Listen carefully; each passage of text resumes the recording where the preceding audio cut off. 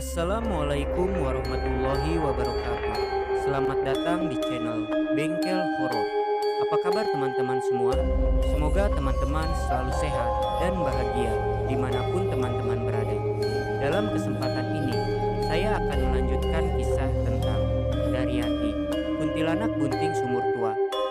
Namun sebelum kita memulai ceritanya, agar teman-teman bisa mendukung channel ini berkembang lebih baik, jangan lupa like, komen, dan subscribe.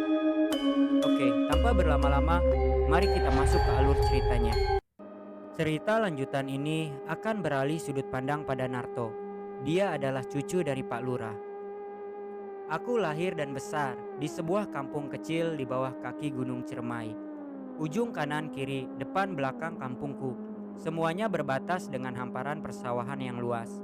Ya, tapi walaupun jauh kemana-mana, kampungku selalu ramai dengan kedatangan orang-orang dari luaran kampung lainnya. Namun, kedatangan mereka bukan untuk menikmati keindahan kampung kami, tetapi karena adanya sebuah sumur tua yang dianggap keramat dan mujarab, yang katanya bisa menyembuhkan berbagai macam penyakit. Dan ada satu lagi yang unik di kampungku, adanya sebuah pantangan atau larangan orang tua untuk anak-anaknya yang belum dewasa keluar rumah selepas maghrib. Katanya, nanti ada Daryati. Awalnya aku anggap hanya mitos untuk menakut-nakuti, sampai akhirnya ceritaku dimulai. Singkat cerita, saya sudah memasuki masa remaja, dan semenjak itu pun saya mendapatkan jatah ronda di malam minggu. Ya, mungkin dikarenakan saya yang masih anak sekolah, agar tak mengganggu hari esoknya. Selepas Isya, aku dan teman sebayaku, Yopi, Tony, Malik, dan Eman segera berkumpul dan bergegas penuh semangat menuju pos ronda yang berada di tengah kampung. Sampailah kami di sana. Kulihat dua hansip pasti berseragam hijau kampung kami yang sudah terlebih dulu berjaga. Mereka adalah Mang Usoy dan Jahidi. Wah, pada semangat-semangat bener nih anak muda, tegur Mang Usoy yang menyambut kedatangan kami di pos ronda. Iyalah Mang, ini kan kali pertamanya kami diizinkan keluar rumah larut malam untuk meronda. Ternyata kampung kita semakin malam semakin indah ya Mang, jawabku pada Mang Usoy. Oh iya, ini kali pertamanya kalian bisa keluar malam ya. Kalian harus ingat ya, dalam tugas meronda, apapun rintangannya, kalian harus tetap bersama. Jangan pernah meninggalkan teman kalian, baik itu sengaja ataupun tidak disengaja. Ingat selalu, terus bersama ya. Ah siap Mang, ucap kami serentak sembari memberi gestur hormat pada Mang Usoy, komandan hansip kampung kami. Sekitar pukul 11 malam, kami diperintahkan komandan hansip untuk mengontrol bagian barat kampung. Siapa tahu ada hal yang tidak diinginkan terjadi. Tapi ingat, jangan sampai keluar dari batas pemukiman, apalagi mendekat ke kebun kapuk. Ingat ya, selalu jauh-jauh dari sana, tegas kembali Mang Usoy. Kami semua pun serentak mengangguk paham. Walaupun aku dan teman-temanku belum melihat wujudnya, tapi desas-desus tentang keberadaan sosok kuntilanak bunting di sana sudah menjadi rahasia umum di kampung kami. Kami pun selalu kompak berjalan bersama perlahan mengitari kampung. Di sela-sela tugas meronda, tiba-tiba Malik nyeletuk. Kalau dipikir-pikir, ngapain kita muter-muterin kampung ya? Kayaknya orang juga mikir 100 kali kalau mau nyolong ke kampung kita, ucap Malik. Iya juga Lik, selama ini aman-aman saja, ucapku yang membalas. Tak lama kemudian, Tony dan Eman tiba-tiba mengusulkan. Nah, mending kita main Sega aja yuk di kampung sebelah. Sega adalah sebuah permainan video game yang menarik pada masa itu, kayak semacam rental PS lah. Karena hawa malam yang menjenuhkan, kami pun akhirnya bersepakat untuk keluar kampung dan bermain Sega di kampung sebelah. Kebetulan, akses kami keluar kampung melewati jalur barat Gapura, yang tentu mau tak mau harus melewati pepohonan kapuk yang menjadi batas pemukiman dan persawahan di bagian barat sebelum Gapura selamat datang kampung kami. Ketika melewati pemukiman terakhir, saya sudah merasa hawa malam yang tak enak dirasa. Tepat ketika langkah kecil kami memasuki kebun kapuk, hawa dingin yang aneh seperti membuat tulang agak ngilu dalam gelapnya malam. Tanpa diperintah, secara naluri kami semua sedikit mempercepat langkah dikarenakan ketidaknyamanan suasana yang terus terasa.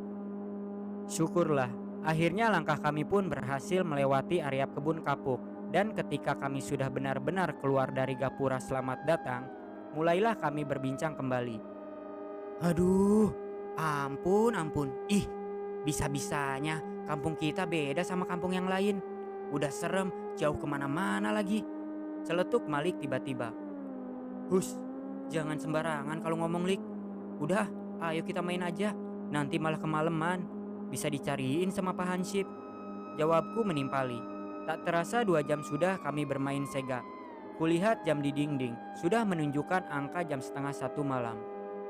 Ayolah, udahan, kita pulang aja. Udah 2 jam. Dasar penakut, sela Malik.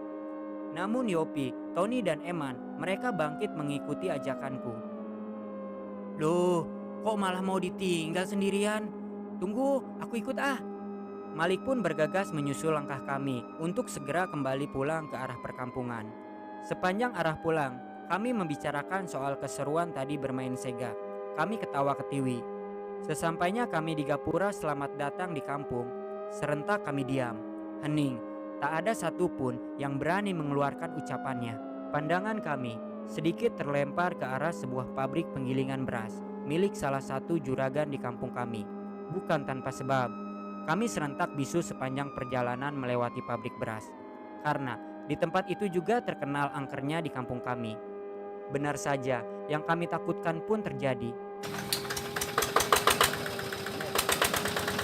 Bunyi suara keras mesin di dalam pabrik beras yang tiba-tiba menyala. Kami pun terhentak saling pandang. Hantu! Teriak kami dengan langkah keras berlari ketakutan. Kami terus berlari menjauh menuju arah pemukiman. Namun, napas kami terasa habis tepat di area kebun kapuk. Terpaksa kami harus berhenti dan mengatur napas sejenak. Tak lama, Malik berjalan ke arah balik pohon kapuk besar. Mau ngapain kamu, Lik? Tanyaku yang masih sulit mengatur napas. Gak kuat, aku pengen pipis, jawab Malik yang memegangi area cicak rowonya. Ntar aja sih, Lik, tanggung di kampung. Kamu kan tahu ini tempatnya siapa, tegurku mengingatkan. Malik yang sudah tak kuasa menahan kebelet, ia bergegas ke balik pohon kapuk yang besar.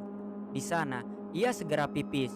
Dan ketika pipis, dia seperti mendengar sayup-sayup suara perempuan menangis. Matanya mencari-cari. Malik pun tersontak kaget. Ternyata di bawah yang dia kencingi berjongkok sesosok wanita bergaun putih sedang menangis tersengguk. Malik pun langsung berbalik badan dan berlari ke arah kami yang menunggu. Kenapa kamu, Lik? Tanya kami heran melihat Malik yang tiba-tiba berlari tergesa. Aduh, ada si Daryati, jawab Malik terbata. Hah? Daryati? Jawab kami yang tak kalah kaget. Namun entah apa yang membuat kami penasaran dan justru mengamati setiap bagian dari pohon kapuk besar yang bertengger di hadapan kami. Suara anak ayam mencari induknya membuat pandangan kami mengekor mencari ke sumber suara itu. Dan benar saja apa yang sudah diucap Malik. Di atas pohon kapuk itu terduduk sesosok kuntilanak yang sedang mengelus-elus perut buncitnya sembari menangis tersendu. Iya, ada hantu. Kembali kami harus berlari di malam yang nampak tak ada akhirnya ini. Hingga sampailah kami di pos ronda tengah kampung. Kami yang terengal ngos-ngosan dibuat tak berdaya hingga terkulai lemas di pos ronda.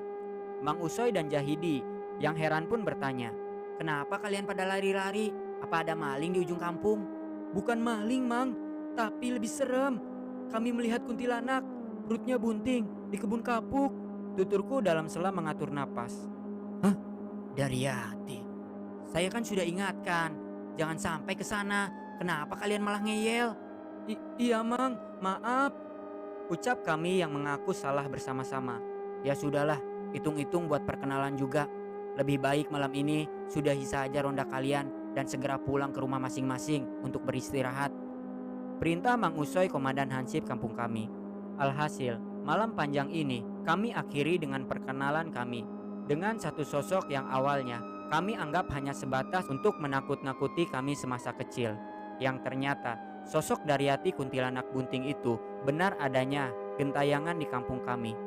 Keesokan pagi, kami dikagetkan dengan sebuah kabar bahwa Malik tiba-tiba sakit, buah jakarnya membesar. Kami dibuat lebih terkejut ketika seorang mantri kesehatan yang dibawa kakek dari desa mendiagnosa penyakitnya Malik adalah sebuah penyakit hernia yang satu-satunya cara penyembuhannya dengan cara operasi. Aku pun tidak tinggal diam, mencoba menceritakan kepada orang tua Malik tentang Malik yang semalam ketika ronda terpaksa kencing di balik pohon kapuk, dan tentunya kuceritakan tentang kemunculan Daryati. Setelah kuceritakan semua, mereka pun bergegas ke rumah Mbah Win untuk menuturkan cerita kejadian anaknya kembali. Selepas maghrib, Mbah Win menuju ke arah kebun kapuk seorang diri. Sekitar 15 menit, Mbah Win kembali keluar dan membawa sebuah kendi kecil yang terisi air. Sebagian minumkan air ini pada Malik dan sebagian usapkan pada kemaluannya yang membesar. Dan kenapa Malik bisa seperti ini? Dikarenakan dia tidak pamit sebelum pipis di sana. Itu hanya sebuah pelajaran, tutur Mbah Win pada orang tua Malik dan kami.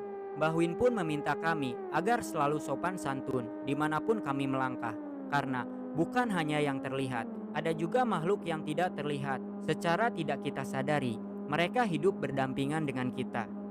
Ajaibnya, benar saja, setelah air dari sumur itu dibasuhkan ke kemaluan Malik, buah jakarnya pun perlahan mengempes. Bahkan besok pagi Malik sudah sembuh total dan bisa langsung kembali bersekolah. Aku sedikit tertegun dan menerka, sampai-sampai berpikir, apakah mungkin benar sumur tua di kampungku itu memang benar-benar mujarab adanya. Tetapi setiap kali kutanyakan pada kakek akan selalu membantah dan terus memberikan pemahaman bahwa sumur itu hanyalah sebuah sumur tua biasa. Terlebih, sudah banyak ditumbuhi jentik nyamuk yang akan berbahaya jika dipaksakan mengkonsumsinya. Pada satu malam, saya memaksa ikut kakek untuk apel malam ke balai desa. Di sana kakek mengiyakan, dikarenakan kemungkinan hanya sekitar sampai jam 10 malam. Oh iya, semenjak bapakku meninggal, aku tinggal dan diurus oleh kakek dan nenek. Sesampainya di balai desa, kulihat di sana banyak permainan olahraga. Segera ku coba satu persatu, sampai tak terasa waktu berjalan. Namun kakek belum juga kunjung selesai dengan pekerjaannya. Sampailah jam 11 malam, barulah kakek mulai berbenah. Ayo kita pulang Tok. Sesampainya di gapura kampung, tiba-tiba kakek menghentikan motor bebek 2 taknya. Astagfirullah, kenapa kek? Tanyaku heran.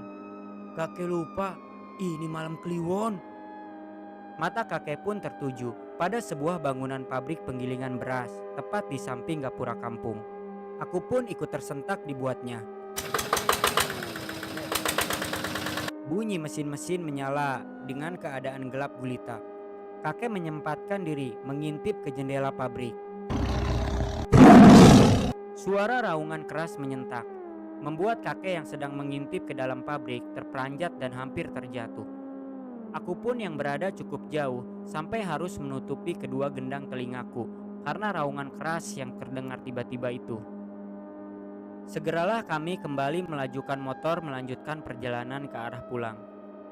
Sampailah di rumah, kakek langsung bergegas kembali keluar rumah. Nenek pun yang heran bertanya, "Mau kemana lagi Pak?"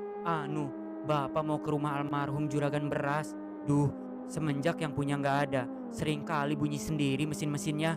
Kalau anak cucunya atau Mbah Win lupa menaruh sesajen.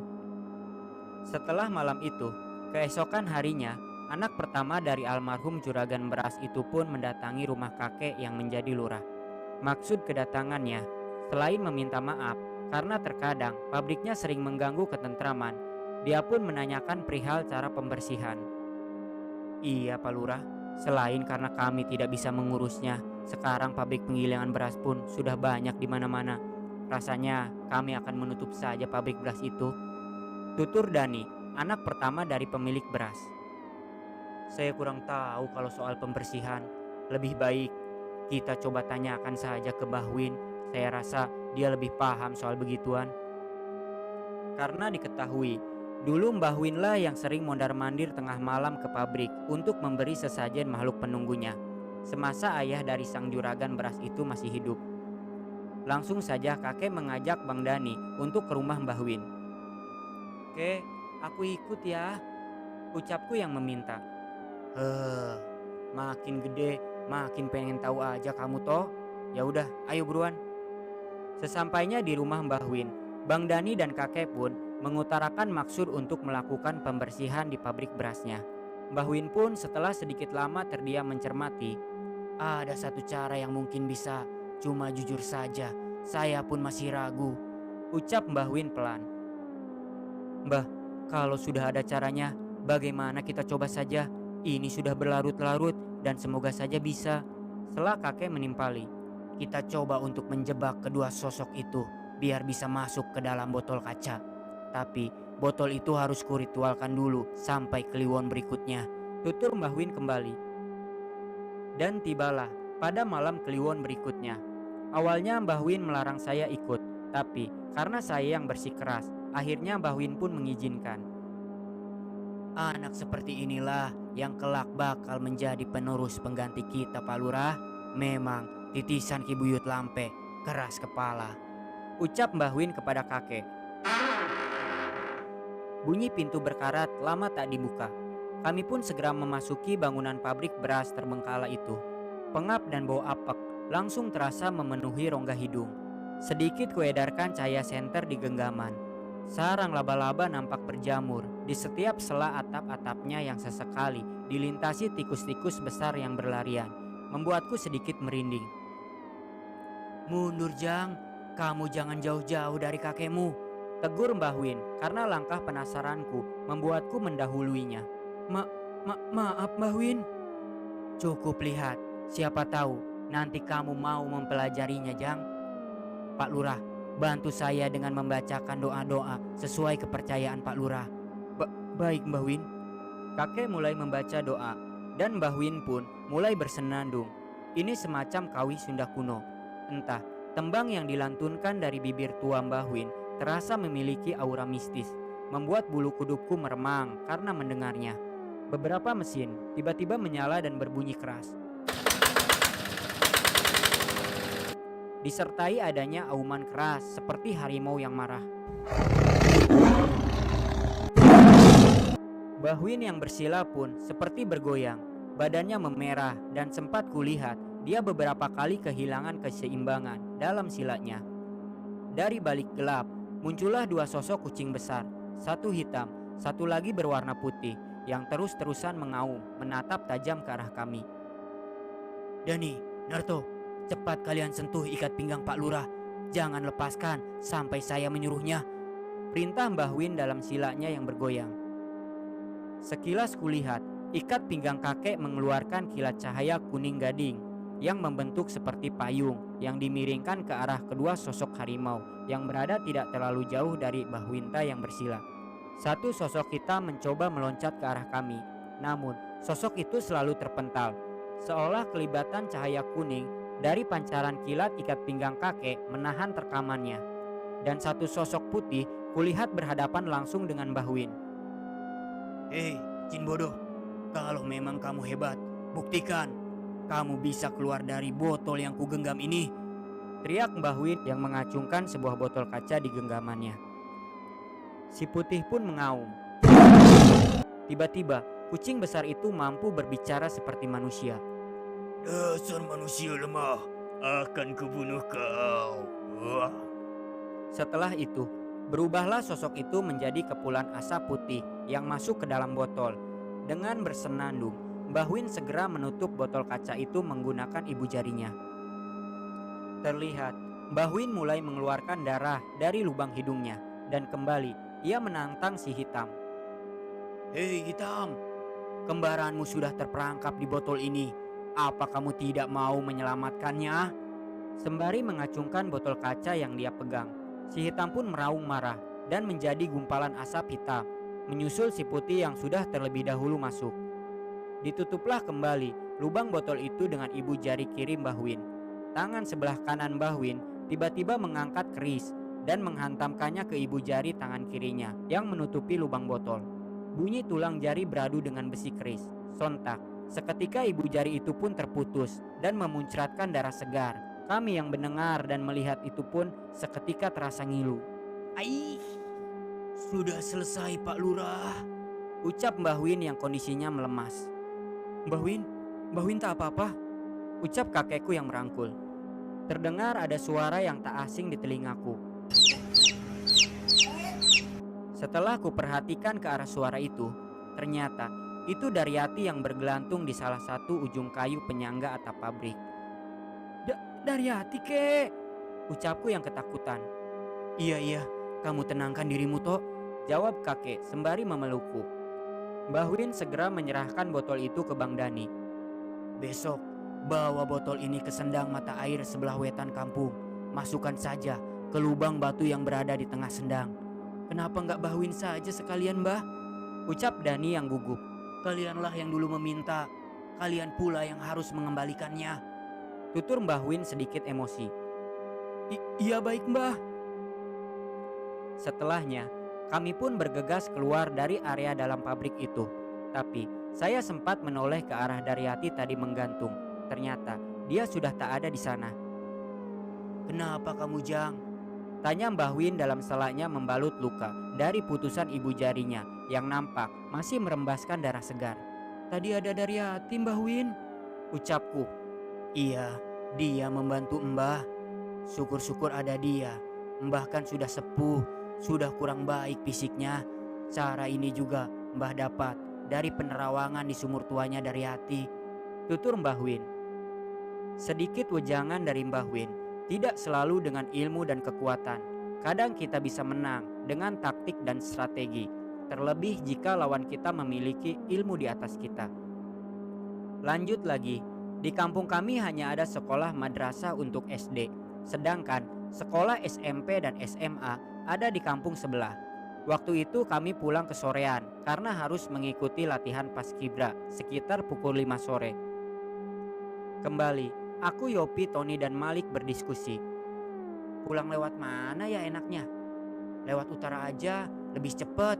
Kita bisa sampai ke kampung jam 6. Ucap Yopi yang menyarankan. Hah? Lewat Batu Gede? Gila kamu, ucapku yang menyela. Bukan kenapa, karena di Batu Gede itu pun ada penunggunya yang dikenal dengan nama Raweng. Sosok seperti genderuwo, tapi berkepala kambing dengan telinganya yang panjang. Namun tak ada pilihan lain untuk mengejar waktu agar tak kelarutan di perjalanan. Terpaksa kami harus melewati pematang sawah yang ada batu gedenya. Sesampainya di pematang sawah, tiba-tiba gerimis agak besar turun.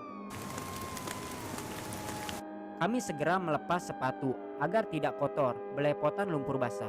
Juga sempat berteduh di bawah dedaunan pohon pisang yang tumbuh di sekitaran tegalan sawah. Selang 15 menit berlalu. Ayolah lanjut aja, belum lewat Batu Gede udah mau jam 6 nih, ajakku. Sesampainya langkah kami di Batu Gede, pemandangan saji-sajian terlihat di sana. Ada rokok cerutu beserta jajanan pasar lainnya. Wah, tumben bener ini enak-enak, celetuk Malik. Lebih parahnya, Malik mengambil dan memakan kue saji-sajian itu. Lah, bocah gemblung, ucap Yopi yang terperangah dengan kelakuan Malik yang nekat memakan kue sesajian. Tenang aja, kata bapakku, yang dimakannya itu hanya saripati, rupanya ya makanan manusia. Ucap Malik yang kembali mengambil dan memakan kue sesajian lainnya. Kami cuma bisa menggelengkan kepala dengan kelakuan Malik. Benar saja, tidak berselang lama, tercium bau kemenyan dibakar. Bau menyan? Siapa yang bakar menyan hujan-hujan? Tanyaku yang mengendus-endus. Kami pun meneliti. Pas kami lihat ke arah atas Batu Gede, muncul kepulan asap hitam dan suara yang mengembek dari atas batu. Nek. Sontak, kami lari pontang-panting tidak peduli arah. Sawah padi pun kami terabas hingga terjungkal-jungkal. Sesampainya di pemukiman, kami menghentikan langkah dan menarik napas. Dan baru tersadar, Malik tidak ada. Malik mana Malik? Panik kami. Karena waktu yang menunjukkan sudah jam 6 lewat, kami tidak berani untuk kembali ke Batu Gede. Kami pun memutuskan langsung ke rumah Mbah Win untuk meminta bantuan. Mbah Win, teriak kami. Mbah Win pun segera keluar. Kenapa kalian teriak-teriak, Jang? Ucap tanya Mbah Win yang keluar tergesa. Itu Mbah, Malik ketinggalan di Batu Gede. Loh, kok bisa tertinggal? Aduh, gak tahu Mbah. Tadi ada suara mengembek. Kami lari pontang-panting. Pas sampai kampung, cuma Malik yang gak ada. Aduh. Ayo, kita kembali ke sana. Ucap Mbah Win yang menjadi panik. Sesampainya di sana, suasana sudah nampak menggelap. Namun, sedikit aneh kulihat. Tegalan sawah yang tadi kami terabas nampak tidak rusak. Sedangkan pakaian kami saja sampai penuh lumpur. Di samping Batu Gede, Mbah Win segera bersila. Dia berkomat kamit. Sekitar 5 menit, Mbah Win pun kembali terbangun. Namun, ia segera mengajak kami untuk kembali pulang. Ayo pulang, Malik sudah tidak di sini. Terus Malik di mana, Mbah? Tanyaku yang bingung. Nanti kamu ke rumah Malik, beritahu ibu dan bapaknya untuk segera ke rumah saya, perintah Mbah Win. Sesampainya di rumah Malik, kami segera menceritakan perihal kejadian tadi sore. Nampak ibu Malik menangis tersendu, dan kami pun menyampaikan perintah dari Mbah Win agar mereka segera ke rumah Mbah Win. Ibu dan bapak Malik segera menuju rumah Mbah Win, sedangkan saya dan yang lain pulang terlebih dahulu ke rumah masing-masing untuk membersihkan badan yang sudah belepotan lumpur sawah. Di rumah saya segera bercerita ke kakek. Kakek pun terkaget dan bergegas mengajak saya ke rumah Mbah Win. Ya maklum, mungkin karena kakek lurah, jadi mendengar soal warganya yang dalam musibah pasti langsung bergerak. Sesampainya di sana, terlihat Mbah Win yang sedang menghisap rokoknya dalam-dalam, serta ibu dan bapak Malik yang nampak sedih kebingungan. Pak Lurah, ucap Mbah Win yang menyambut. Iya Mbah, gimana Mbah? Apa Malik sudah ditemukan Mbah?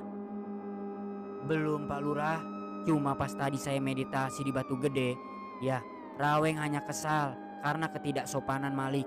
Tetapi Malik sudah tidak di situ lagi, tutur Mbah Win. Hah? Dikemanakan Malik Mbah? Tanya panik kakek. Jam 10 nanti malam kita ke Sumur Daryati. Penerawangan saya ada di sana. Kami semua pun hanya terdiam kebingungan. Dari mana bisa Malik yang tertinggal di Batu Gede ujung utara kampung, kenapa bisa mencarinya ke ujung barat di Sumur Daryati? Tepat pukul 10 malam, kami semua berjalan ke arah barat kampung. Sesampainya di kebun kapuk, tepatnya di gubuk rusak samping sumur tua, Mbah Win segera bersila. Entah apa yang diucap, tapi sayup-sayup angin besar berhembus, membuat setiap bulu kuduk terasa meremang. Kemudian Mbah Win bangun dan berteriak ke dalam sumur. Lik, Malik, kamu di sana Lik? Dar, lepas nok, ibu bapaknya sudah di sini, kasihan mereka. Teriak Mbah Win ke dalam sumur. Hawa di sana memang sangat berbeda. Kalau ingat kejadian itu, suara anak ayam perlahan mulai aktif. Kemudian terdengar suara teriakan disertai tangis dari dalam sumur. Pak, Bapak, tulungan Pak. Lik, Malik, pegang tambang timbanya Lik. Kami pun membantu Mbah Win menarik tambang timba. Karena memang semakin lama terasa berat sekali. Dan akhirnya Malik pun yang terisak memegangi tali timba pun keluar dari dalam sumur.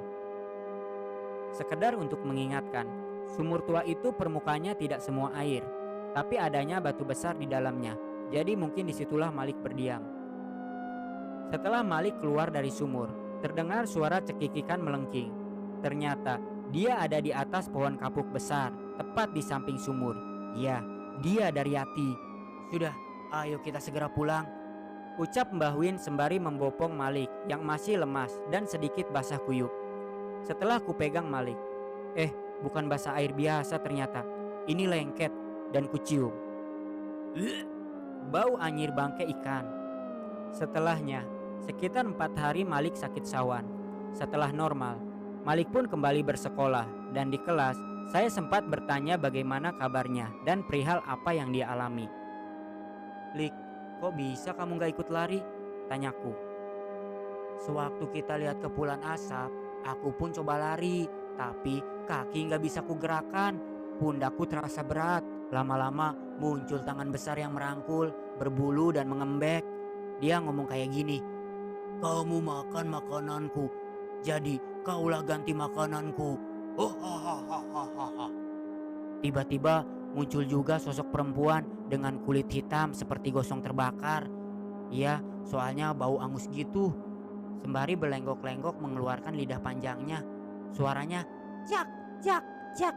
Kayak seperti pas kita ketemu dari hati toh. Hantu gosong itu pun terus berlenggok-lenggok. Gerakan tubuhnya seperti meminta untuk menyerahkanku. Kemudian aku dibanting sampai lemas tersungkur. Kulihat kedua sosok itu langsung saling terekam. Sampainya sosok berkepala kambing itu mundur dan menghilang. Kemudian sosok wanita hitam gosong itu berubah jadi dari hati toh. Dia merangkulku dan tiba-tiba gelap. Sesadarnya ada yang memanggil namaku dari atas. Aku sontak mendongak ke arah panggilan itu. Aku teriak-teriak aja, "Bapak, Pak, tolong Pak." Dan suara Mbah Win yang menyuruhku berpegangan pada tali. Ternyata aku keluar dari dalam sumur. Tutur Malik yang bercerita. "Kamu gak merasakan apa-apa lagi, Lik?" Tanyaku yang masih penasaran. "Di dalam sumur bau banget daging kebakar, bercampur amis bangke. Kalau mau tahu sih, cobain aja, nyemplung biar kamu tahu sendiri toh." Kekehnya sembari tertawa. Di situ pun aku lega. Malik yang tertawa lepas, kurasa dia memang sudah sehat dan baik-baik saja. Sabtu pagi, kami dikejutkan dengan berita adanya mayat yang mengambang di sendang mata air yang berada di perbatasan wetan kampung kami. Serentak, kami yang niatnya akan berangkat sekolah jadi penasaran dan mengikuti warga yang mengarah ke sendang. Setelah kami sampai, mayat itu ternyata Heru.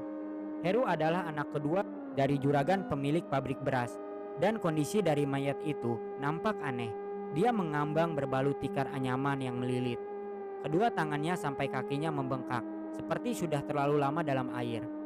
Di sana saya berpikir keras, apa ada hubungannya dengan botol yang tempo hari dari pabrik beras? Karena kejadian ini tidak terlalu lama dari perintah Mbah Win untuk membuang botol itu ke sendang. Dan korbannya juga anak kedua dari pemilik pabrik beras itu sendiri. Saya terus melamun dan sekilas melihat ke arah sendang. Saya melihat seperti ada ular besar yang sedang berenang di dalam air. Namun mata tajamnya seperti memperhatikan ke arah kami. Jangan ngelamun toh," tegur Malik memecah lamunanku.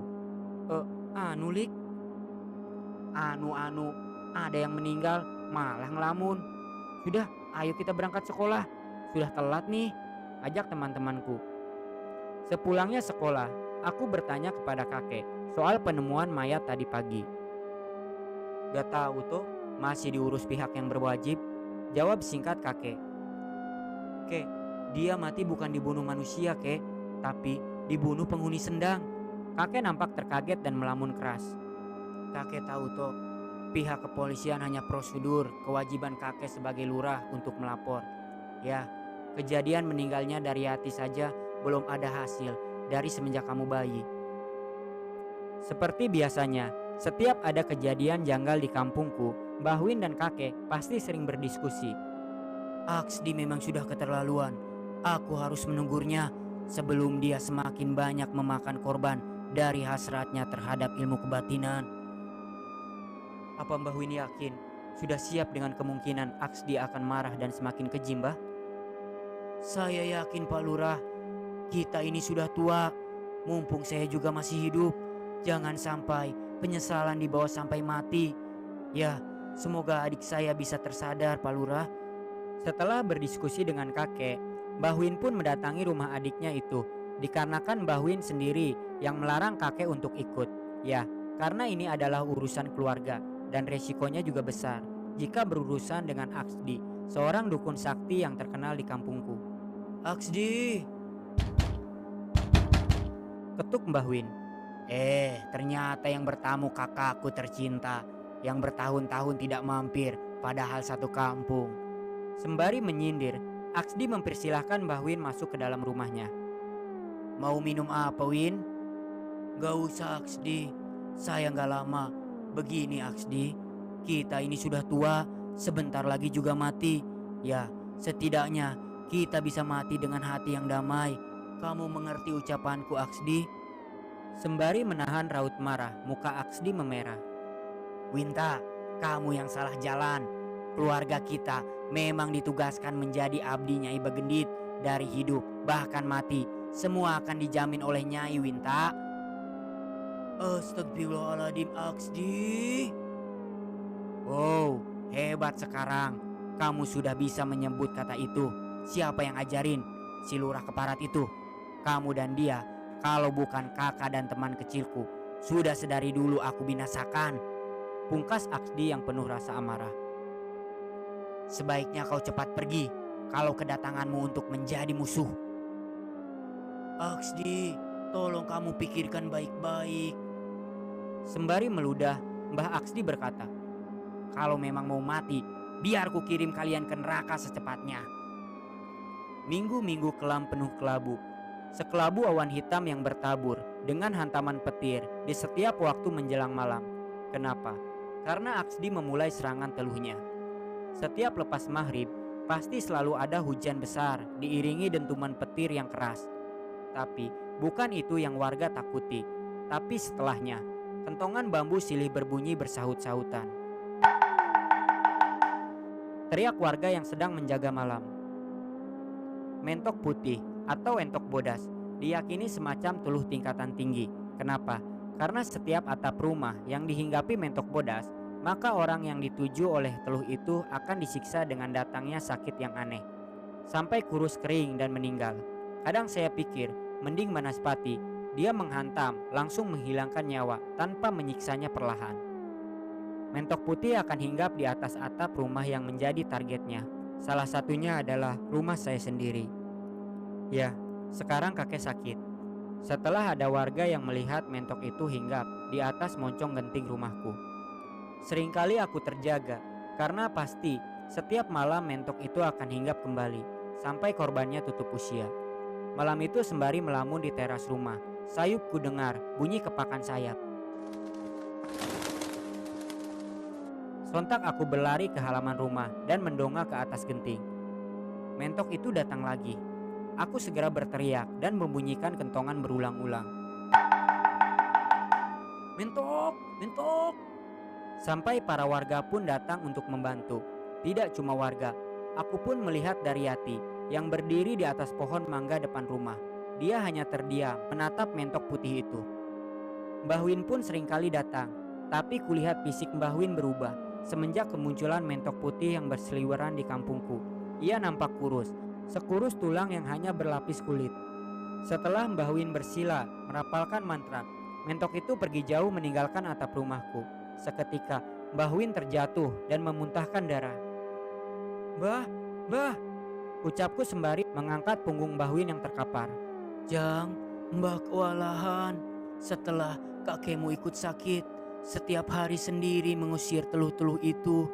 Besok kamu segera ke Cicahem. Di sana ada teman Mbah, namanya Mbah Tira. Sampaikan perihal apa yang sedang terjadi di kampung kita. Iya, Bah, baik.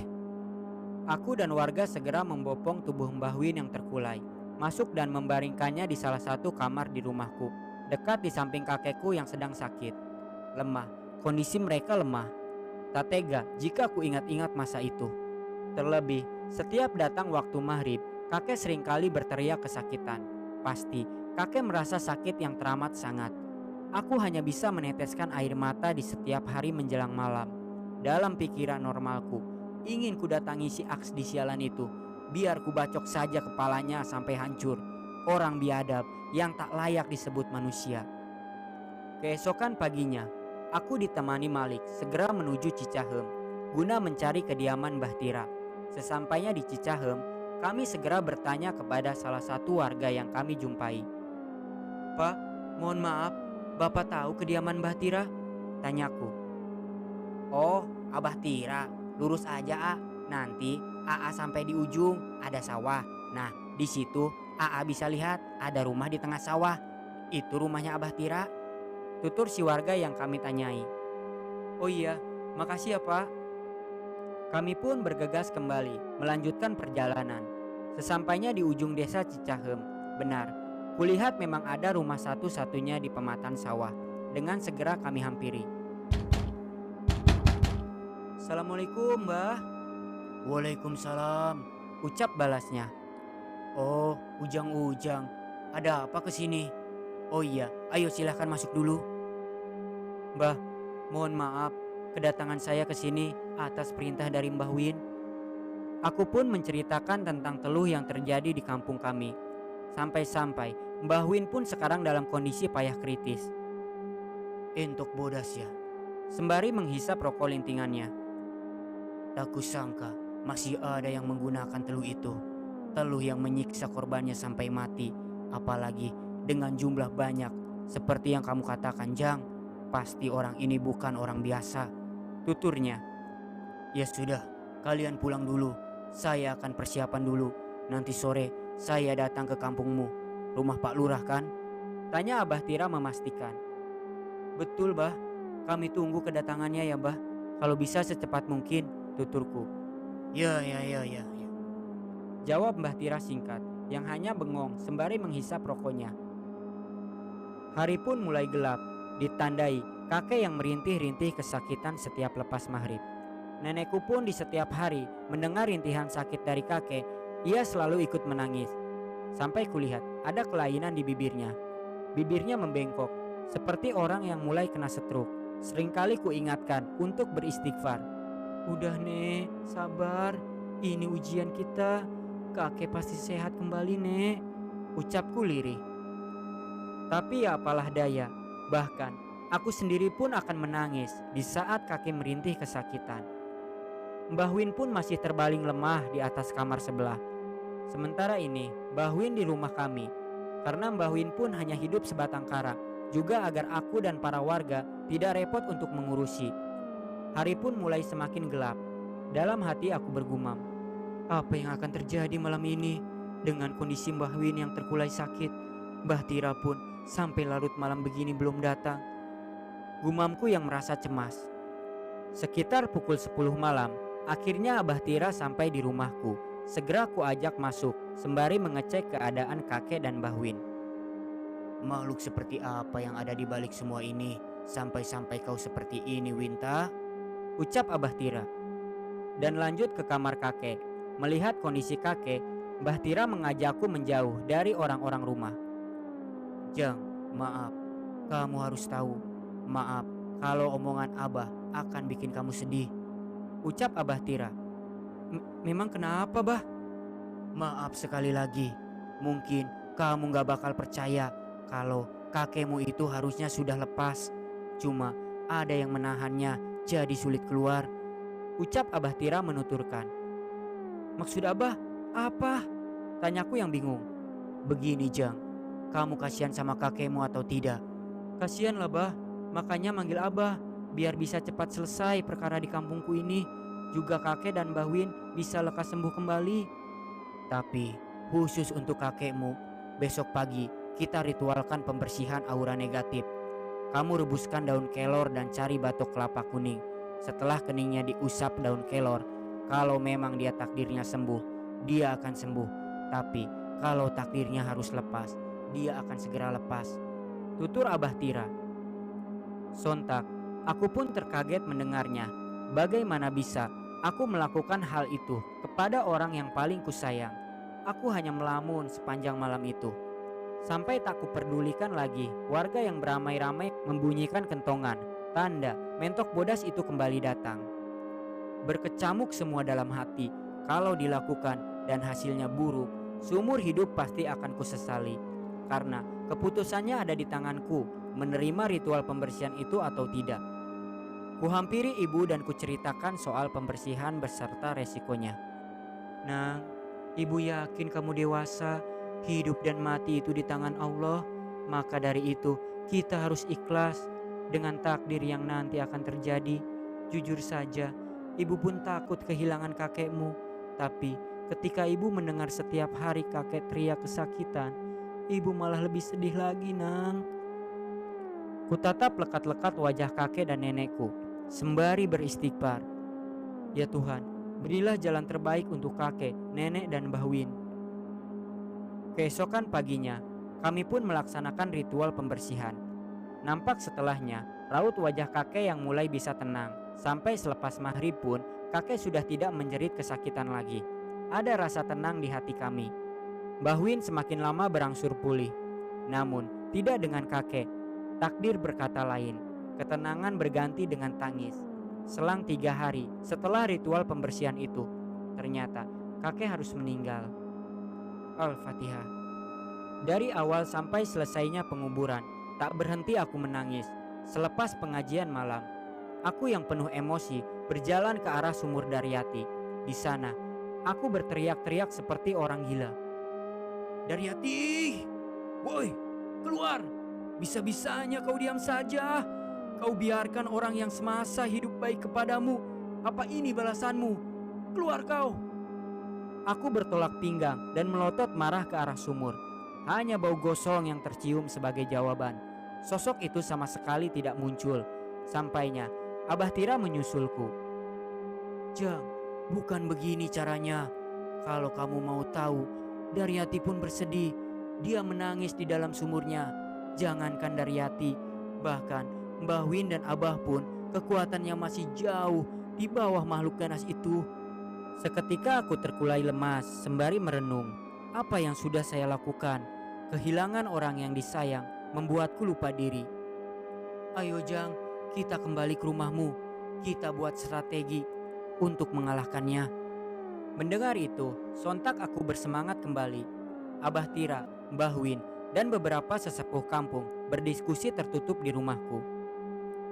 Bapak-bapak, saya di sini sebagai tamu yang diundang dalam perkara kampung ini. Jujur saja, ilmu batin lawan yang kita hadapi jauh lebih di atas saya dan Mbah Win. Namun di sini, bapak-bapak jangan berkecil hati. Kami akan merencanakan sesuatu yang mungkin nanti bisa berhasil. Tapi berjalannya semua ini tergantung dukungan dan kekompakan bapak-bapak selaku tetua dan warga kampung sini sendiri. Tutur Abah Tira. Bagaimana caranya, Bah? Tanya salah satu sesepuh. Jadikan Aksdi sebagai lurah. Mendengar itu, semua sesepuh terbelangap. Gila, orang begitu malah mau dijadikan lurah. Bisa nambah korban kampung kita. Ucap mereka tidak setuju. Begini bapak-bapak, saya hanya meminta setelah dia diangkat jadi lurah, ingat, adakan acara meriah di rumahnya sampai malam Jumat besok. Selanjutnya, tugas saya dan Mbah Win yang selesaikan. Semoga rencana kita berhasil. Tutur Abah Tira. Setelah dijelaskan lebih dalam, kini semua warga pun mengangguk setuju. Karena kalau tidak mencoba, mau dengan cara apa lagi? Dan belum tentu juga ada yang mau berhadapan dengan dukun Aksdi yang terkenal tukang teluh yang kejam. Keesokan paginya, semua warga mendatangi rumah Aksdi. Sembari bertolak pinggang, Aksdi menyambut dan menegur mereka. Weh, ada apa kalian ramai-ramai ke sini? Kalau perihal si lurah yang mati, saya tidak tahu menau. Kilahnya. Tidak Mbah Aksdi, justru kami ke sini untuk meminta kesediaan Mbah menjadi lurah yang baru. Karena kami yakin dengan Mbah Aksdi menjadi lurah kampung ini, kampung kita akan aman dan lebih maju nantinya, Mbah. Ucap salah satu sesepuh. Beberapa lama Aksdi berpikir. Ya, biarpun gak ada duitnya, minimal bisa tersohor dan memudahkan setiap urusanku di sendang mata air. Sembari menurunkan tangannya dan merubah raut dari marah menjadi senang. Baiklah, kalau kalian yang meminta, mari masuk rumahku. Sesuai dengan yang telah direncanakan, setiap hari sampai larut malam di kediaman Mbah Aksdi, warga selalu menggelar acara jaipongan. Sempat dia marah karena para warga yang meminta mengadakan acara malah tidak ikut minum minuman keras yang telah dia sediakan. Tapi ya, dia tahan kembali karena kegirangannya. Aksdi pun terlena. Sampainya di malam yang ditunggu, malam Jumat Kliwon berikut. Tepatnya di rumahku, Mbah Win dan Mbah Tira nampak sudah bersiap. Mbah, Narto ikut ya Mbah? Ucapku yang memohon. Mau apa toh kamu ikut? Ini berbahaya. Biarkan Mbah saja dan Abah Tira yang menyelesaikan. Tutur Mbah Win. Mbah, aku tidak bisa tenang kalau belum lihat Mbah Aksdi mendapatkan balasannya. Tolong Mbah, aku ikut ya. Paksaku yang terus ingin ikut. Sebentar, nampak Mbah Win mempertimbangkan. Ya sudah, tapi kamu pakai ikat pinggang peninggalan kakekmu ya. Baik Mbah. Setelah ku pakai ikat pinggang peninggalan kakek, Abah Tira pun tersenyum. Wah, kulit kijang ya, peninggalan yang bagus. Bagus itu Jang, buat bentengan dari hal gaib. Mari kita segera berangkat. Bismillah. Ucap kami yang mulai melangkahkan kaki. Di bagian sudut lain, di rumah Mbah Aksdi. Weh, pada kemana para warga Jok? Tanya Aksdi kepada salah satu anak buahnya Joko. Gak tahu juragan, iya tumben. Sudah jam 9 belum ada yang datang juga. Biasanya dari habis Isya warga pada berduyun-duyun datang. Jawab Joko. Jok, coba kamu ke pemukiman. Apa ada acara lain? Masa lurah gak diajak? Mulai kurang ajar warga ini. Kesal Aksdi. Baru saja Joko mau meninggalkan pelataran rumah, kami pun berpapasan. Wah. Sudah sehat kawin? Oh, pantas. Ternyata ada teman seperguruan juga yang datang. Selamat datang Abah Tira di rumahku. Ucap Aksdi yang menyambut. Aksdi, sudah cukup Aksdi. Kalau kau tak mau bertobat, terpaksa aku akan menobatkanmu Aksdi. Ucap Mbah Win yang menyela. Joko, cepat hajar mereka. Perintah Aksdi. Aku pun sigap dan langsung memukulkan tongkat rotan ke arah Joko. Joko yang marah segera berniat menyerangku balik. Sengaja kubawa dia berlari mengejarku untuk menjauh. Karena itu sudah trik sedari rumah dari Mbah Win. Sembari menghadapi Joko, sekali-kali kulihat mereka bertiga yang bersila. Seketika ada yang berbeda dari penampilan Mbah Aksdi. Matanya menyipit merah, percis mata ular. Juga kulit muka yang berubah bersisik separuh di bagian kirinya. Entah rapalan-rapalan apa yang mereka bacakan. Aku hanya melihat kilatan cahaya yang saling berterbangan, menghantam dan meledak. Sampainya aku sedikit lengah dan hampir saja wajahku terhantam bogem dari Joko. Tiba-tiba tinjuan Joko tertahan beberapa senti sebelum menyentuh mukaku. Ketika kulihat, ternyata Daryati yang menahannya. Ya, sosok kuntilanak buncit itu datang membantu. Joko dicekik Daryati sampai kakinya terangkat, melayang beberapa jengkal dari tanah. Mukanya memerah dan pingsan karena kesulitan napas. Kutatap kembali Daryati beberapa saat. Dia tersenyum, kemudian menundukkan wajah dan kembali terisak tersendu. Ah, sudahlah. Segera aku menghampiri ke arah pertarungan antara Mbah Win dan Abah Tira yang sedang melawan Mbah Aksdi. Di sana kulihat Mbah Aksdi mulai terlihat kewalahan. Ia sudah banyak mengeluarkan darah dari mulutnya. Terlihat dari pakaiannya yang memerah kental.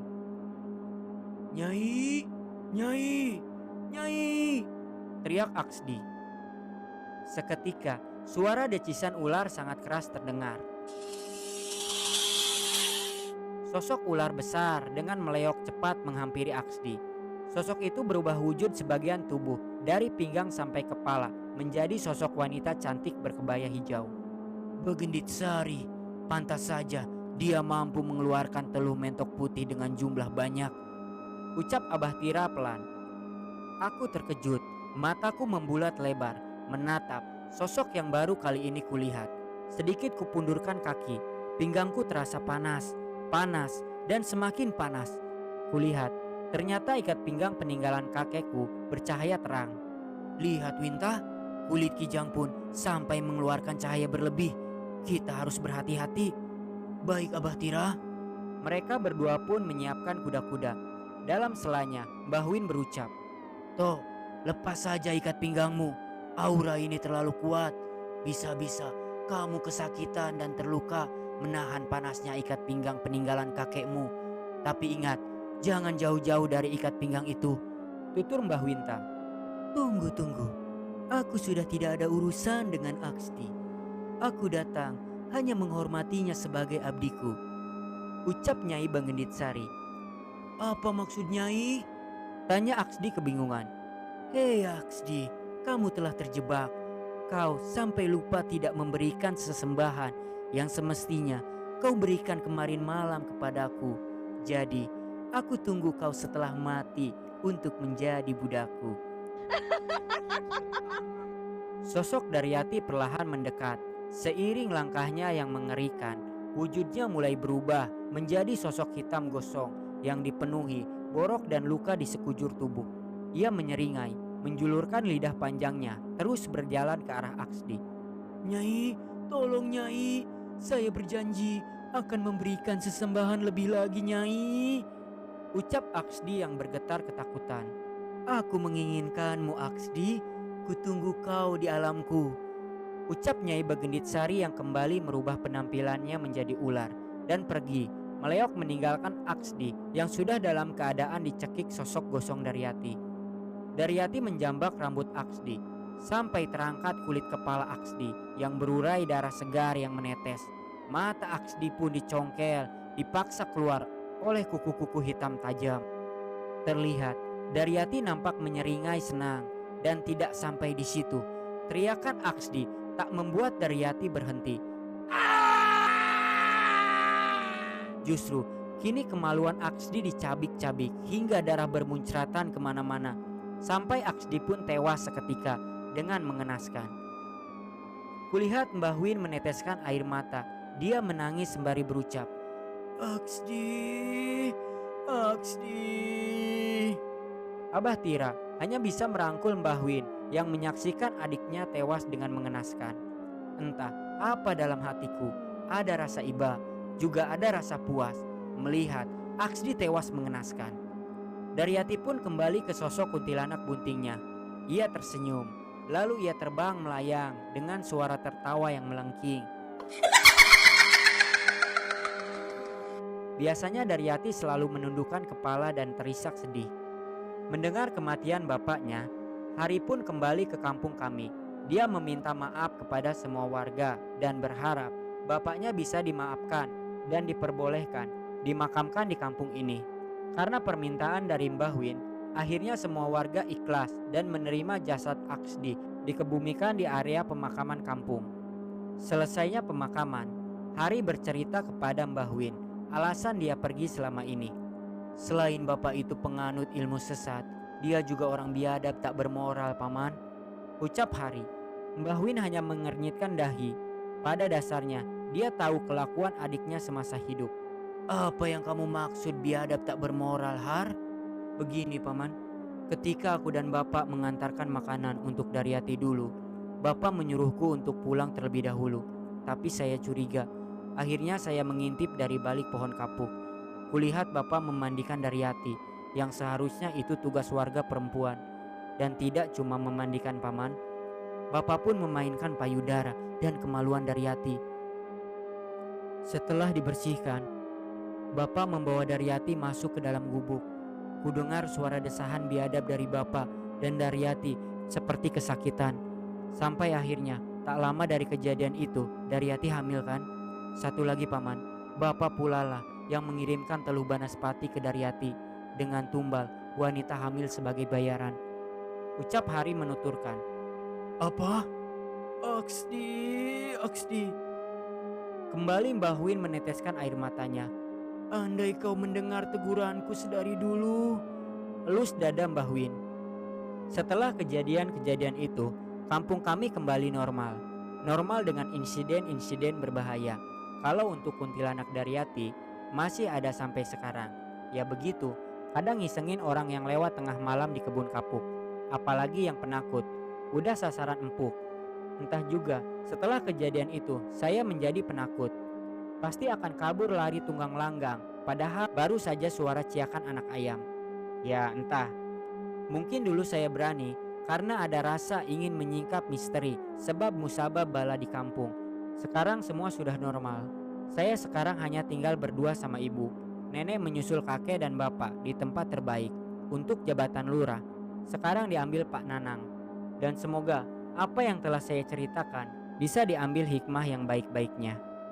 Sekian dari saya. Wassalam.